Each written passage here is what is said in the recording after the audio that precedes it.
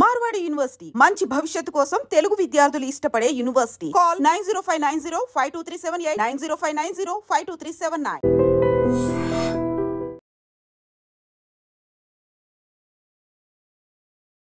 ఖమ్మం జిల్లా చింతకాని మండలం వందనం గ్రామానికి చెందినటువంటి విజయలక్ష్మి మీరు చూస్తుంది ఆమెనే. కొన్ని రోజుల క్రితం ఆమె తన భర్తని కోల్పోయింది. ఇప్పుడు న్యాయం కావాలి అంటూ డీజీపీ జితేందర్ గారిని కలవడానికని ప్రయత్నం చేసింది. కానీ అపాయింట్మెంట్ ఇవ్వటం లేదు అంటూ వాపోతోంది. అట్లాగే తన భర్త ఎట్లయితే ఆత్మహత్య చేసుకున్నాడో ఇదే నాకు శరణ్యం, ఇంకా నన్ను కాపాడే ప్రయత్నం ఎవరూ చేయట్లేదు, ఇంకా నాకు ఎక్కడ కూడా భరోసా రావట్లేదు, కాబట్టి నా పిల్లలు కూడా అనాథలైపోతారు, కాబట్టి ఇంకా మేమందరం కూడా నా పిల్లలతో సహా నేను కూడా ఆత్మహత్య చేసుకోవడమే శరణ్యం అంటూ ఆమె రోధిస్తున్న పరిస్థితి. ఏంటి మొత్తంగా దానికి రీజన్ ఏంటి అని అంటే ఫైనాన్స్ కంపెనీ 2019లో యాక్చువల్లీ ఈమె వాళ్ళకు ఒక సొంత ఇల్లు ఉంది. ఆ సొంత ఇల్లుని కుదువ పెట్టి, ఎందుకు అనంటే భర్తకు యాక్సిడెంట్ అయింది, ట్రీట్మెంట్ కోసం 2,50,000 అవసరమయ్యాయి 2019లో. అవసరమైనప్పుడు ఆ ఫైనాన్స్ కంపెనీ దగ్గర వాళ్ళ ఇల్లుని తాకట్టు పెట్టి 2,50,000 తెచ్చుకుంది. ఆ తర్వాత కట్టలేని సిచ్యువేషన్కి వచ్చారు. ఆ ఫైనాన్స్ కంపెనీ వడ్డీ మీద వడ్డీ, చక్రవడ్డీ ఇక లెక్కలేదన్నమాట. దానికి ఎంత వేధించారు అని అంటే ఇక ఆత్మహత్య చేసుకోవడమే శరణ్యం అన్నట్టుగా వాళ్ళ భర్త ఆత్మహత్య చేసుకొని చనిపోయినటువంటి సిచ్యువేషన్. ఇప్పటికే వాళ్ళ పిల్లలు అట్లాగే విజయలక్ష్మి ఆయన భార్య కూడా పాపం పోరాటం అయితే చేస్తోంది. న్యాయం కావాలి, ఈ ఫైనాన్స్ కంపెనీ వేధిస్తోంది. వేధించడంతో సరే వాళ్ళ భర్తని పోగొట్టుకున్న తర్వాత కూడా అట్లనో ఇట్లనో 3 లక్షలు కట్టే ప్రయత్నం చేసింది. 3 లక్షలు కట్టింది. కాదు ఇది సరిపోదు అంటే కొంత గట్టిగా మాట్లాడింది. ఇంకా 3 లక్షలు ఇచ్చాను, ఇంకెంత ఇవ్వాలి అని గట్టిగా మాట్లాడడంతో ఆమెను టార్గెట్ చేసిండ్రు.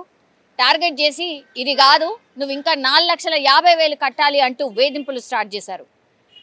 ఇంకా ఏం తోచనటువంటి పరిస్థితుల్లో న్యాయం కావాలి అంటూ ఖమ్మం జిల్లాకు సంబంధించిన ఎస్పీ దగ్గరికి వెళితే కూడా పెద్దగా నాకు న్యాయం జరగట్లేదు, రెస్పాండ్ కావట్లేదు. ఫైనాన్స్ కంపెనీ నేను ఏదైతే ఎవరి మీద అయితే కంప్లైంట్ చేసినో వాళ్ళ మీద యాక్షన్ తీసుకోవట్లేదు అని అంటూ ఇంకా వాళ్ళ వేధింపులు ఎక్కువ కావడంతో ఇంకా నేను ఆత్మహత్య చేసుకుంటాను, ఇంకా లాభం లేదు అనుకొని తీరా లాస్ట్ ప్రయత్నంలో భాగంగా డీజీపీ జితేందర్ని కలవడానికని ప్రయత్నం చేస్తున్నాను. అయినా సరే తనను కలవనివ్వట్లేదు. నేనేం చేయాలి, ఇంకా నాకు ఓపిక లేదు, ఆ ఫైనాన్స్ కంపెనీ వాళ్ళ వేధింపులు నేను తట్టుకోలేనంటూ రోధిస్తున్న పరిస్థితి అయితే కనిపిస్తోంది. ఈ వీడియో రీచ్ అయినా పోలీస్ అఫీషియల్స్ ఎవరైనా చూసినా నిజంగా ఫైనాన్స్ కంపెనీ మరి ఎట్లా వేధిస్తోంది ఏంటి అనేది దయచేసి విజయలక్ష్మి కథ ఏంటి, గాథ ఏంటి వినే ప్రయత్నం డెఫినెట్లీ చేయండి. తనకు న్యాయం చేసే ప్రయత్నం చేయండి. నిజంగానే వీళ్ళు కట్టలేని సిచ్యువేషన్లో ఉంటే దాన్ని ఎట్లా తీర్పాలి ఏంది అనేది కూడా కొంత దృష్టి సారిస్తే ఆమె వీటి నుంచి బయటపడే అవకాశం ఉంటుంది. తనకు పిల్లలు ఉన్నారు, అట్లాగే ఆమె ఇంకా నేను ఇంకా ఈ వేధింపులు భరించలేను, ఆత్మహత్య శరణ్యం అంటూ రోధిస్తున్న పరిస్థితి.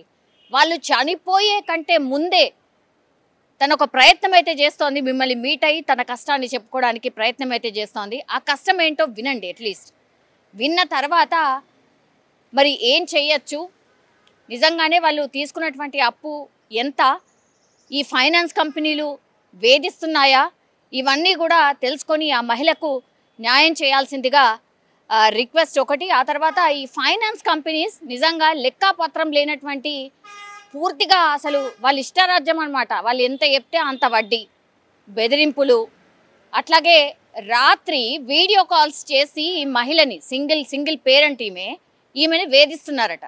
మీరు ఇది ఎంతవరకు న్యాయం?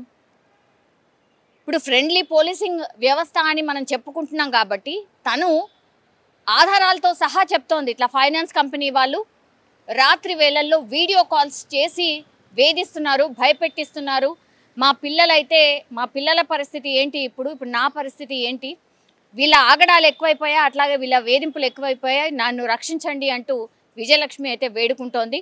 సో ఈ కేసు ఏంటి అనేది కూడా దయచేసి దృష్టి పెట్టాల్సిందిగా రిక్వెస్ట్ చేస్తున్నాం. ఒకటి అట్లాగే ఖమ్మంకి సంబంధించి కేసు ఇది కాబట్టి డీజీపీ గారికి రిక్వెస్ట్ చేయడానికి ఈ మహిళ అయితే ప్రయత్నం చేస్తోంది. డీజీపీ గారు స్పందిస్తే నిజంగా బాగుంటుంది. ఒకటి ఆ తర్వాత ఇట్లాంటి వాళ్ళు చాలామందే ఉన్నారు. ఇప్పుడు డేర్గా బయటకు వచ్చిన వాళ్ళు కొంతమందే ఉంటున్నారు. పాపం సొసైటీ ఏమనుకుంటుందో లేకపోతే ఇరుగు పొరుగు వాళ్ళు ఏమనుకుంటారో అనుకుంటూ చాలామంది అసలు ముందు కూడా రావట్లేదు. వాళ్ళు చనిపోయిన తర్వాత ఇట్లాంటి న్యూస్ అయితే బయటకు వస్తుంది. ఈమె కొంత డేర్గా అయితే బయటకు వచ్చి చెప్పే ప్రయత్నం చేస్తోంది కాబట్టి తన కేసు ఏంటి, అట్లాగే తనకేం న్యాయం జరగవచ్చు అనేది దృష్టి సారించాల్సిందిగా విజయలక్ష్మి కూడా రిక్వెస్ట్ చేస్తోంది. డబ్బు ఉంటేనే సార్, ఈ లోకు డబ్బు ఉంటేనే వాళ్ళు వచ్చారు, ఫైనాన్స్ వాళ్ళు వచ్చారు, ఏసీపీకి సిఏకి డబ్బులు ఇచ్చారు, ఇక సైలెంట్ అయ్యారు వాళ్ళు. అది సార్ క్రైమ్ బ్రాంచ్ ఏసీపీకి డబ్బులు ఇచ్చారు నిన్న వాళ్ళు.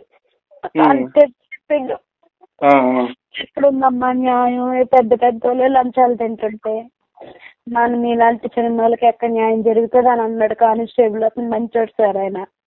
లేదు న్యాయం జరుగుతుంది. మీరు పోరాడండి. మీరు చావు ఆలోచన అనేది కరెక్ట్ కాదు, తప్పు. మీరు పోరాడండి. మీరు ఎంత దూరం పోరాడతారో అంత దూరం పోరాడండి. ఇల్లుంటే ఎక్కడైనా నేను పిల్లలను బతికించుకోగలను సార్. ఇల్లే నీడే లేకపోతే అన్ని నుంచి బతికించుకోగలను చెప్పండి. అదే మాట్లాడతాను నేను. మళ్ళీ ఒకసారి మా రిపోర్టర్ చెప్తా అక్కడ ఖమ్మం. తను రాసిన తర్వాత మళ్ళీ ఎస్పీ గారిని కలవండి. అవసరమైతే మళ్ళీ డీజీపీ దగ్గరికి రండి. అంతేగాని చావు అనే ఆలోచన అయితే కరెక్ట్ కాదు, తప్పు. పోరాడండి, ఏం కాదు. న్యాయం జరుగుతుంది, ఖచ్చితంగా న్యాయం జరుగుతుంది. ఎందుకు పిల్లల జీవితం ఆవిడ చేయడం? అంత స్థలం ఉంది, అంత వాళ్ళు శ్రీ చైతన్య స్కూల్లో చదివిస్తారు. మా ఆయన మాకు ఇంట్లో ఉన్న లేకపోయినా ముందు ఫస్ట్ నుంచి పిల్లగాళ్ళని ఇంగ్లీష్ మీడియం చదివించారు. మా ఆయన రోడ్డు వర్క్ చేస్తారు సార్ పాలవంచలో, జీవర్ కన్స్ట్రక్షన్ లో ప్లాంట్ ఆపరేటర్. బాగా చూసుకున్నాడు సార్. అప్పుడు యాక్సిడెంట్ అయిందని మేము డబ్బులు తీసుకున్నాం, ఆ డబ్బులు కూడా తీర్చేసాం. మమ్మల్ని 6 రేంజ్లు పెడుతున్నారు వాళ్ళు. డబ్బులు తీర్చకపోతే సరే నేను దొంగను అవుతాను, డబ్బులు తీర్చి కూడా నన్ను ఇంత వేధిస్తున్నారు. అదేలే మరి 2 లక్షలకి 50 లక్షలు కట్టడం అంటే చాలా దారుణం కదా. ఎంత పీడిస్తున్నారు సార్ వాళ్ళు. నేను మళ్ళీ ఒకసారి ప్రయత్నం చేస్తాలేమ్మా. మీరు ఎలాంటి ఆలోచన ఏం పెట్టుకున్నారు? ఒకసారి చూడండి సార్. ఆ పిల్లలు చూస్తే జాలనిపిస్తుంది సార్ నాకు. అదే చేద్దాం. చేతనేం చేద్దాం. పోరాడండి.